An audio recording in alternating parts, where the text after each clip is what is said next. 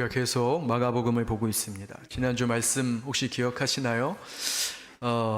예수님께서 해가 지는 그런 저녁쯤에도 임에도 불구하고 제자들을 재촉하셔서 급하게 갈릴리 바다를 건너가셨습니다. 그렇게 가신 곳이 어디냐면 이스라엘 땅이 아닙니다. 여기 나오지만 거라사라고 하는 이방 지역이었어요. 그렇게 예수님과 제자들이 급하게 배를 타고 갈릴리 바다를 건너다가 큰 광풍을 만나서 굉장히 고생을 하셨던 것을 우리가 지난주에 보았습니다. 자, 왜 그렇게 예수님께서 서둘러서 갈릴리 바다를 건너 거라사 지역으로 가시려고 했는가? 그 이유가 오늘 본문에 나와요. 본문에 나옵니다. 1절, 2절에 보면 이렇게 돼 있어요. 예수께서 바다 건너편 거라사인의 지방에 이르러 배에서 나오심에 곧 더러운 귀신 들린 사람이 무덤 사이에서 나와 예수를 만나니라. 자, 예수님이 누구를 만났어요? 귀신 들린 자, 더러운 귀신 들린 사람을 만나러 가셨던 겁니다.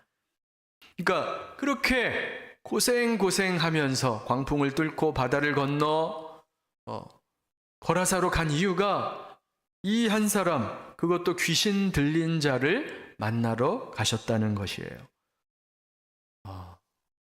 목사님, 그 사람을 위해 가셨다는 말이 없는데 어떻게 할 수 있나요? 우리가 읽진 않았지만 21절에 보면 예수님이 귀신 들린 자를 고쳐주세요. 치유하시고 회복시켜주시고 다른 일 안 하시고 바로 배 타고 다시 돌아오세요. 이걸 보면 우리가 알 수 있죠. 저희도 우리 성도님들 장례가 나면 멀리까지 갑니다. 부산도 가고 목포도 가고 지난번에는 제주도도 갔어요. 그런데 부산 가서 장례 참여하고 유가족 위로하고 예배 드리고 바로 돌아옵니다. 부산 갔으니까 부산인데 해운대도 한번 가자. 목포인데 유달산 케이블카 한번 타자. 이러지 않아요. 가서 그냥 장례 일만 딱 보고 와요. 솔직히 마음 한쪽에는 지금 해운대 달맞이 고개 가면 거기 벚꽃이 멋지게 펴 있을 텐데 한번 보고 싶다. 또 제주도 유명한 고기국수집 있는데 거기 가서 고기국수 하나 먹고 가야 되는데 이런 마음이 조금은 잠깐은 들기는 듭니다. 그런데 그건 진짜 잠깐이고 정말 딱 가서 장례 예배드리고 위로하고 그리고 바로 돌아와요. 왜 그래요? 이 방문은 분명한 목적이 있기 때문에 그렇죠. 성도들을 위로하고 장례에 참여하는 분명한 목적이 있으니까 다른 것 할 생각하지 않고 그것만 딱 하고 오는 겁니다. 마찬가지예요. 예수님이 거라사 지역을 방문한 이 방문은 분명한 목적이 있으셨던 거예요. 다른 거 전혀 하지 아니하시고 딱 두 부류의 사람들에게 복음을 전하시기 위해서 거라사 지역을 방문하신 겁니다.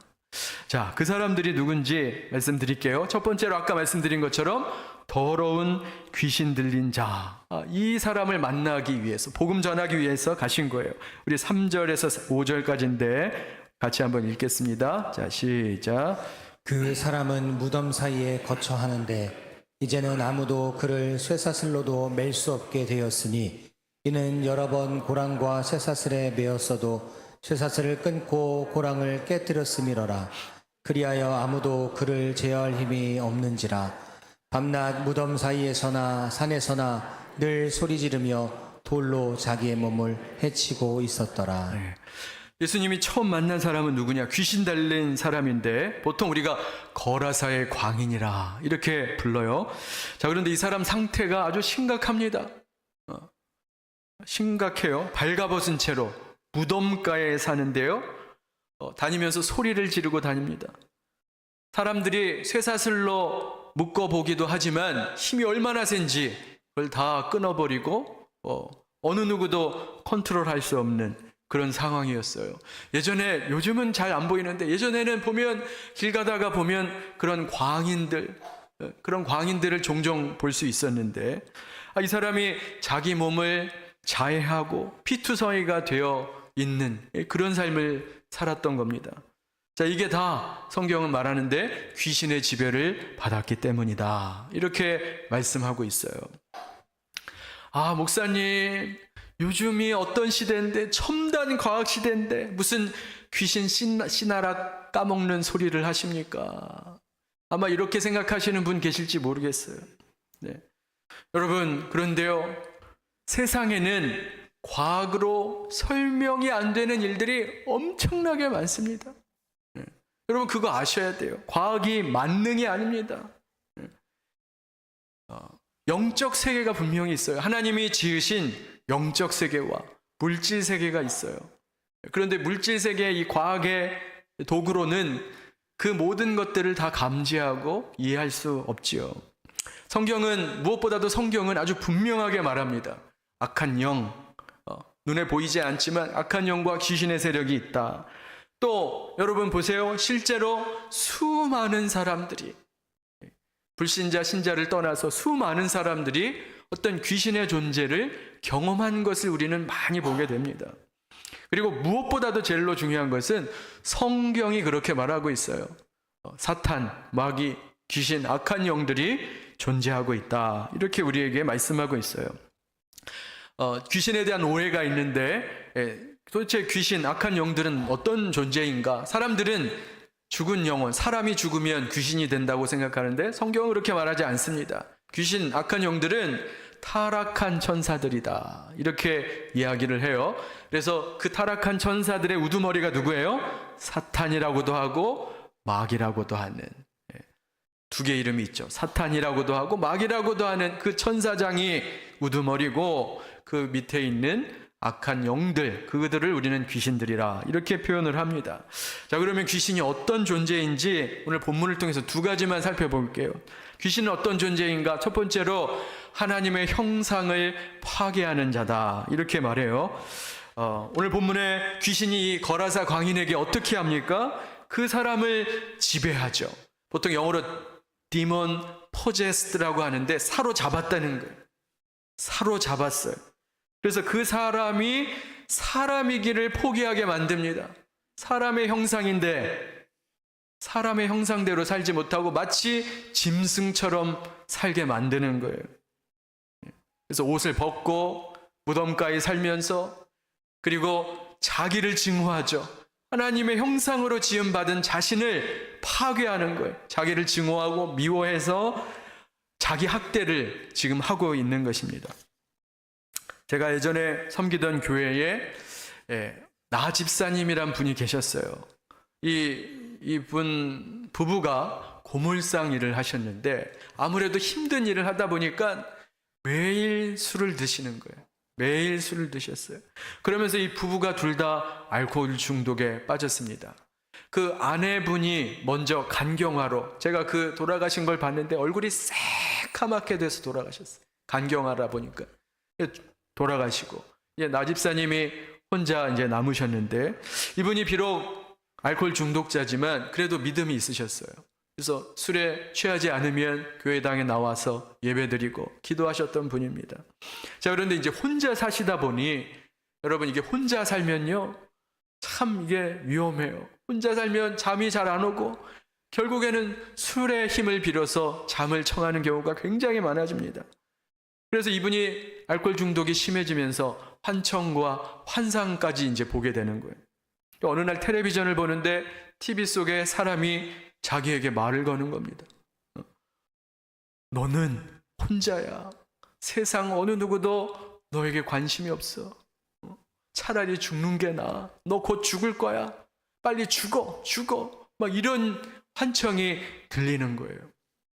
그래서 그 이야기를 듣고 이분이 진짜로 자해를 하셨어요. 그래갖고 제가 피가 철철 흐르는 그분을 모시고 응급실로 달려갔던 기억이 납니다. 여러분, 여기서 우리가 꼭 기억해야 될 것이 있어요. 악한 영은 우리에게 어떻게 역사를 하냐면, 우리의 반복적인 죄, 습관적인 죄를 타고 우리에게 역사한다는 거예요. 그래서 그 죄를 틈타서 우리를 사로잡으려고 하고 공격하고 이런 악한 영의 역사가 일어난다는 것입니다.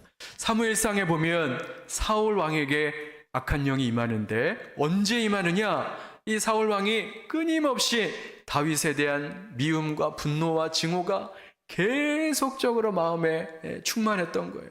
그러니까 사람을 계속 미워하고 저주하고 죽이고 싶고 분노하고 이 계속적인 죄, 이게 한두 번이 아니라 계속 반복되고 지속되는 죄 가운데 악한 영이 그에게 임하는 것을 보게 됩니다. 그래서 여러분, 우리도 잘 기억해야 돼요. 반복적인 죄, 습관적인 죄가 나의 삶에 지금 뿌리내리고 있다면, 자리 잡고 있다면 그것에서 빨리 돌이켜서 회개하시고 그 죄의 문제를 해결하셔야 됩니다. 특별히 우리 청년들, 음란물 이런 거 반복적으로 보는 거 굉장히 위험한 거예요.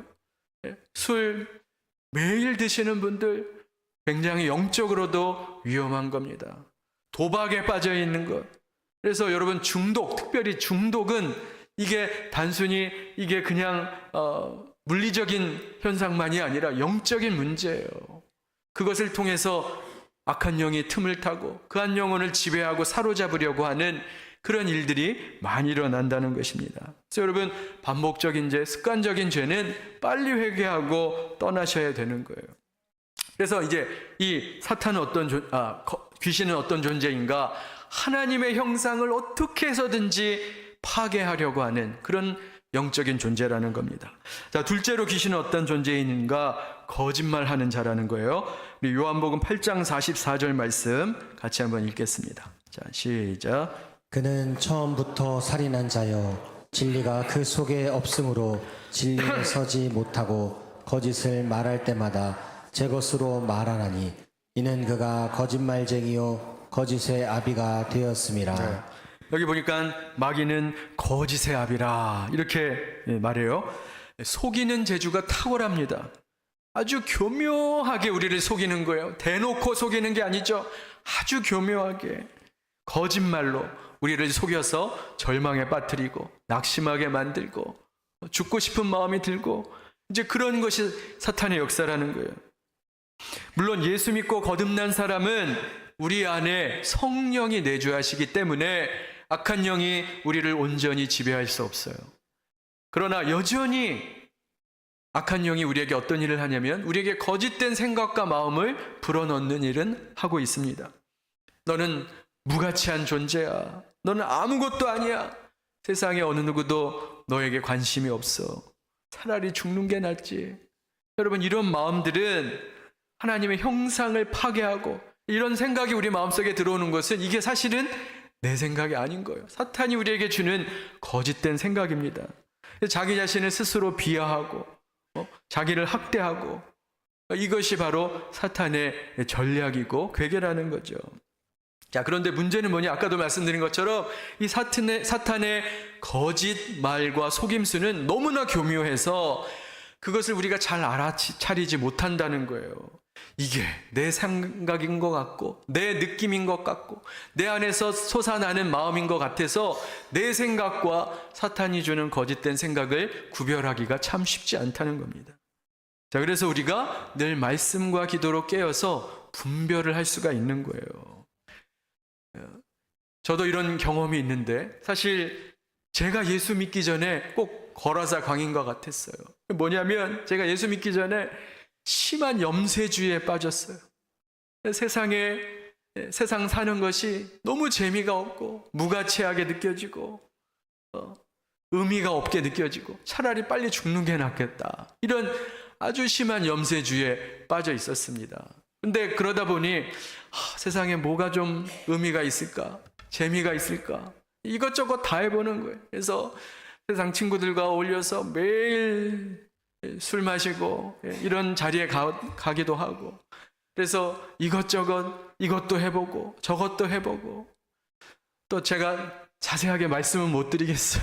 시험은 못 드실까봐 자세하게는 말씀은 못 드리겠는데 이것도 해보고 저것도 해보고 어떤 세상의 쾌락과 재미와 의미를 찾아보려고 이렇게 해봤는데 결국에는 다 부질없는 거였어요. 그러면서 아유, 세상이 참 의미 없다, 가치 없다, 이런 염세주에 빠져서 살았던 적이 있습니다. 그런데 그때는 몰랐어요. 그게 그냥 제 생각인 줄 알았는데, 그런데 지금은 압니다. 아, 이것이 사탄이 나에게 주는 거짓된 생각이구나. 그래서 자꾸 절망하게 만들고, 낙심하게 만들고, 죽음에 대해서 생각하게 만들고, 이것이 사탄의 괴계라는 것을 깨닫게 되었습니다. 그래서 이제는 그런 마음이 들 때마다, 지금도 그런 영적인 공격이 있죠. 나를 이렇게 짓누르는 그런 거짓된 생각들과 마음이 우리 안에 들어올 때가 있습니다. 그때마다 저는 이렇게 지금은 선포해요. 나를 짓누르고 절망하게 만들고 낙심하게 만드는 악한 영은 예수의 이름으로 명하노니 떠나갈지어다. 이렇게 선포하셔야 돼요. 예수의 이름, 예수의 능력을 의지하고 선포해야 됩니다. 야고보서 4장 7절 말씀 같이 한번 우리 읽겠습니다. 자, 시작. 그런즉 너희는 하나님께 복종할지어다. 마귀를 대적하라. 그리하면 너희를 피하리라. 네. 그래서 마귀를 대적하라는 게 다른 게 아니에요. 우리의 영적 전쟁의 필드는 외적인 이런 게 아니라 우리 마음입니다. 악한 영은 우리의 마음을 공격하는 거예요. 우리 마음 속에 끊임없이 부정적인 생각과 죽음의 생각과 거짓된 생각을 불어넣는 거예요. 그때 우리가 어떻게 해야 돼요? 말씀으로 대적하는 겁니다. 진리로 싸우는 거예요. 그래서 여러분, 마귀에게 속지 마시고 말씀으로 승리하시기를 주님의 이름으로 축원합니다. 그래서 우리가 이런 마귀와 귀신과 악한 영들의 실체를 제대로 알고 거기에 대해서 진리로 싸워야 돼요. 예수님이 말씀으로 진리로 그 악한 영을 제압하시고 그 거라사 광인을 자유케 해주신 거예요. 치료시켜 주신 거예요. 두 번째로 어떤 사람을 만나셨느냐? 거라사에 사는 동네 사람들을 만났습니다. 자, 이 사람들이 어떻게 만났는가? 제가 13절부터 15절까지 읽어드릴게요. 허락하신데 더러운 귀신들이 나와서 돼지에게로 돌아가매 거의 2,000마리 되는 떼가 바다를 향하여 비탈로 내려달아 바다에서 몰사하거늘 치던 자들이 도망하여 읍내와 여러 마을에 말하니 사람들이 어떻게 되었는지를 보러 와서 예수께 이르러 귀신 들렸던 자, 곧 군대에 귀신 집혔던 자가 옷을 입고 정신이 온전하여 앉은 것을 보고 두려워하더라. 예수님이 만난 두 번째 사람들은 동네 사람들이었는데 예수님이 아까 그 귀신 들린 자를 치료해 주셨잖아요. 회복시켜 주셨잖아요. 그랬더니 이 귀신 들린 자 안에 있던 귀신들이 이게 한둘이 아니었어요. 여기 보면 레기온이라고 되어 있는데 이게 군단입니다. 귀신들의 군단이에요. 당시 로마 군단이 6,000명인데 어쨌거나 그 많은 귀신들이 돼지떼로 옮겨가는 거예요. 그 옆에 있던 돼지떼로 옮겨가는데 귀신들이 돼지떼로 옮겨가자 돼지 2,000마리가 비탈로 내리달아서 물에 빠져 몰살을 한 겁니다. 이 소식을 들은 동네 사람들이 난리가 났어요. 광인이 있는 무덤가로 와봤는데 보이는 그 모습이 그 귀신 들렸던 자가 소리 지르고 난리를 쳤던 그 사람은 멀쩡해져서 옷을 입고 있고 자기들의 그 소중했던 돼지 2,000마리는 물에 빠져 죽은 거예요. 몰살을 한 겁니다. 제가 검색해봤어요. 구글 해봤는데 요즘 돼지 한 마리 가격이 한 50만 원 정도 된대요. 그럼 2,000마리면 얼마입니까? 10억이에요. 엄청난 돈이죠. 큰 돈입니다. 이런 일이 일어난 거예요. 근데 저는 이게 의미가 있는 사건이라고 생각해요. 지금 이 사건은 예수님이 동네 사람들에게 주신 징벌적 교훈이다. 저는 이렇게 생각을 합니다. 어떤 것에 대한 징벌인가? 귀신 들린 자, 그 소외된 자, 가정도 버리고 동네 사람들도 버리고 매정하게 그 한 사람을 방치해 둔 이 공동체, 이 마을 사람들에 대한 예수님의 지적이다, 실책이다. 우리는 이렇게 생각할 수 있어요. 그러면서 예수님이 질문하시는 거예요. 돼지 2,000마리가 중요하냐? 아니면 한 영혼이 중요하냐? 지금 이 질문을 하고 계시는 거예요. 요즘 우리식으로 해석을 하면 돈 10억이 중요하냐? 아니면 한 영혼의 가치가 더 귀한 것이냐? 이것을 우리에게 묻고 계신 겁니다. 자, 그런데 이 질문에 대해서 동네 사람들이 어떻게 반응을 하나요? 우리 16절, 17절 같이 한번 읽겠습니다. 16절, 17절. 자, 시작. 이에 귀신 들렸던 자가 당한 것과 돼지의 일을 본 자들이 그들에게 알림해 그들이 예수께 그 지방에서 떠나가시기를 간구하더라. 지금 보니까 이들은 하나도 기쁘지가 않아요. 그 귀신 들렸던 자가 정상이 되고 회복됐는데 그것은 하나도 기쁘지 않고 오직 자기들이 잃어버린 돼지 2,000마리만 지금 생각하는 겁니다. 어쩌면 이 사람들은 그 귀신들이 이 사람에게 계속 붙어 있기를 바랬을지도 몰라요. 우리 가족만 안전하면, 내 재산만 안전하면 뭐 만사 오케이. 그 사람에게 그냥 차라리 귀신이 붙어서 우리에게 해코지 않고 그 사람에게만 붙어 있으면 만사 오케이. 이런 생각을 했을지도 모릅니다. 그러니까 이것은 뭐예요? 철저하게 이기적이고 물질에 사로잡힌 그런 인상의 군상들의 모습을 보여주는 거죠. 그러니까 여러분, 물질과 이기심에 사로잡힌 것이 어찌면 귀신 들린 것만큼 위험한 상태라는 것을 우리에게 보여주고 계시는 겁니다. 그런데 이제 예수님이 그렇게 얘기하셨는데 이들이 뭐라 그래요? 이들이 뭐라고 말합니까? 예수님 떠나세요. 예수님 떠나세요. 이 말씀을 보는데 너무 안타까운 거예요. 돼지 2,000마리 잃어버린 것 때문에 지금 자기들이 구원받고 영생을 누릴 수 있는 그 소중한 기회를 잃어버리고 있는 겁니다. 놓치고 있는 거예요. 돼지 2,000마리만 생각하고 지금 귀신 들림으로부터 자유함을 입고 온전한 정신, 건강해진 그 사람의 모습은 안중에도 없는 겁니다. 여러분, 그들이 정말로 올바른 생각과 안목이 있었다면 어떻게 해야 돼요? 아니, 도대체 이 예수님이란 분은 어떤 분이신데 이 비참한 인생을 자유케 해주고 치료하시고 회복시키시고 광풍을 잠잠케 하시고 바다를 교육케 하시는 도대체 이분은 누구신가 하고 예수님에 대해서 궁금해야죠. 그리고 예수님께 물어봐야죠. 그런데 그거는 전혀 생각하지 않고 지금 돼지만 생각하는 거예요. 돼지만 생각하는 겁니다. 여러분, 예수냐? 돼지 2,000마리냐? 구원받아 천국 가는 삶이냐? 내 눈앞에 있는 당장의 이익인가? 이런 질문을 우리에게 하고 계신 겁니다. 그래서 여러분, 이런 중요한 질문이잖아요. 그래서 예수 믿는 사람은 계산을 잘해야 돼요. 여러분, 예수 믿는 게 그냥 무턱대고 믿는 게 아닙니다. 덮어놓고 믿는 게 아니에요. 여러분, 계산을 잘 하셔야 돼요. 똑똑하셔야 됩니다. 지혜로우셔야 돼요. 저는 세상에서 가장 현실적이고 가장 계산을 잘한 사람이 사도 바울이라고 생각해요. 사도 바울은 철저하게 계산했어요. 어떤 계산을 했습니까? 예수와 세상의 돈과 명예, 권력, 물질, 이것을 비교해 본 거예요. 예수와 세상의 것들을 비교해 봤어요. 그랬더니 바울의 결론이 뭡니까? 예수와 세상을 비교해 봤더니 세상의 모든 것들이 배설물이라고 그랬어요. 배설물. 이게 그냥 뭐 덮어놓고 하는 얘기가 아니에요. 바울이 철저히 비교하고 생각하고 계산해 본 결과입니다. 바울이 어떻게 그걸 알았을까요? 바울은 봤거든요. 3층 천에 올라가서 천국의 모습을 본 사람입니다.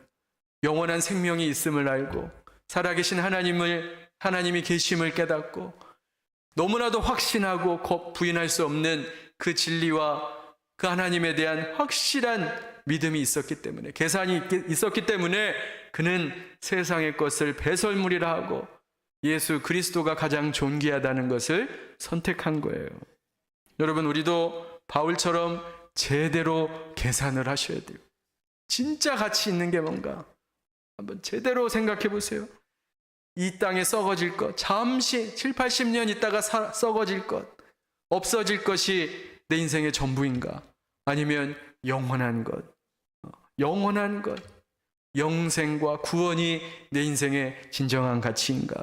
말하기는 여러분, 우리 모두가 영원한 생명, 영원한 구원에 대한 확실한 계산과 믿음이 있으시기를 주님의 이름으로 축원합니다.